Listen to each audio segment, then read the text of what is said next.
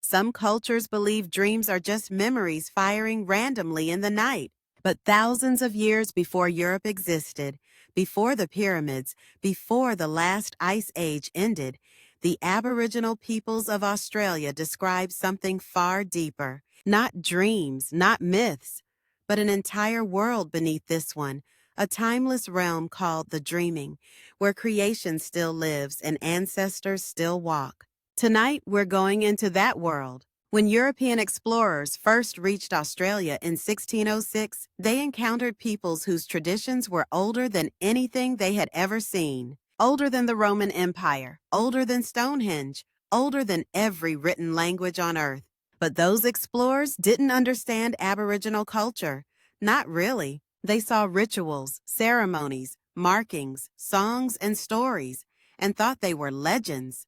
They were wrong. By the 1800s, when more settlers began pushing inland, one European anthropologist, Baldwin Spencer, became one of the first outsiders to hear the word Dreamtime. He thought it meant a mythical past, but he didn't understand that for Aboriginal people, Dreamtime wasn't past at all. It was and is a living dimension, a place that exists at the same time as the physical world. A world you can step into through dreams, ceremony, and deep connection with the land. And this idea shocked Europeans because they had never heard anything like it. What Dreamtime really means. Different Aboriginal nations use different names.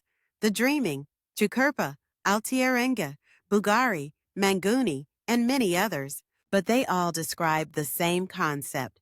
A timeless realm where ancestors shaped the land, created the animals, and sang the laws into existence. In Dreamtime, there is no before and after. Time is layered, past, present, and future, folding on top of each other like a woven pattern. Every mountain ridge, every river, every path is believed to have been carved by beings who still exist behind the surface of reality. When someone dreams, they are not imagining, they are visiting. Dreaming is a window, a brief crossing into the creation layer of the world. European scientists tried to categorize Dreamtime as myth, but the more they studied it, the stranger it became. They learned that for Aboriginal cultures, a person has a spirit identity formed in Dreamtime before birth. Songs and stories pass down geographical knowledge with frightening accuracy. Dreaming connects clans across thousands of miles. Animals, ancestors, and landforms are all part of a single spiritual network. In many communities, when someone dreams of an ancestor, it's not symbolic. It's a genuine encounter. This baffled European thinkers because Dreamtime wasn't religion, a story, or folklore. It was a living framework. They couldn't map it, label it, or define it. The dreaming beings. A few recurring figures appear across Dreamtime traditions. Rainbow Serpent, the life-giver who carved rivers and water holes. Bayame, the All-Father in certain nations. Dharmalum, the Sun Spirit, linked to initiation rituals. Wanjina, beings painted with large eyes and no mouths. Guardians of law and rainfall. Ancestral kangaroos, emus, dingoes, and fish, each connected to specific clans. To Aboriginal peoples, these beings aren't characters. They are active forces shaping the world. Some are benevolent, some dangerous, some both, depending on how humans treat the land. This deeply challenged Western ideas of time and deity because Dreamtime beings didn't fade away. They are still here. How Dreamtime works.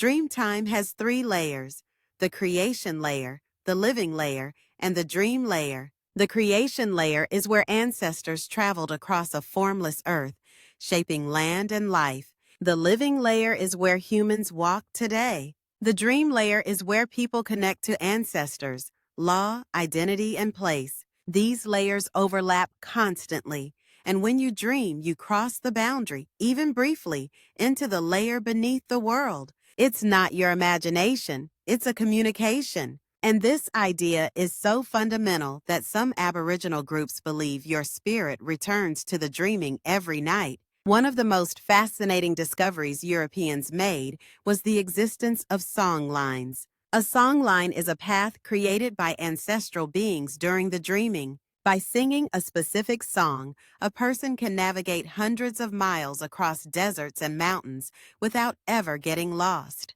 The song is the map. Imagine a GPS satellite, but instead you use a melody passed down for thousands of years. This stunned researchers because Aboriginal cultures preserved navigational data older than every European civilization, using only memory, rhythm, and story. This wasn't mythology. It was science, history, culture, and direction all fused into one. Why Dreamtime is misunderstood.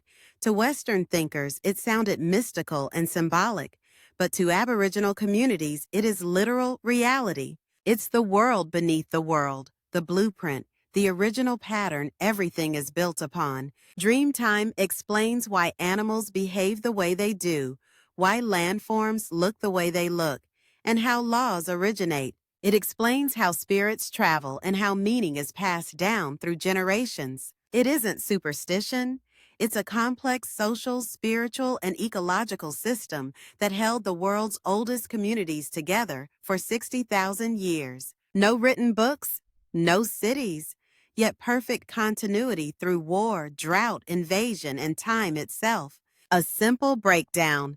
The world was created by ancestral beings who still exist in another layer of reality. Dreams allow humans to interact with that layer, and every place has a story and spiritual purpose. Identity comes from dreaming, not just biology. Songlines connect people, places, and ancestors across vast distances. Dreamtime is happening now, not in the past. When you dream, you're not making things up. You're crossing into the deeper reality that shaped this world. Europeans never fully understood Dreamtime, and many still don't, because it isn't a religion or a story. It's a worldview where creation is alive and time is layered. A worldview older than civilization itself. If you want more deep dives into ancient dream beliefs and forgotten spiritual systems, stay in the dark and subscribe. Thanks for watching.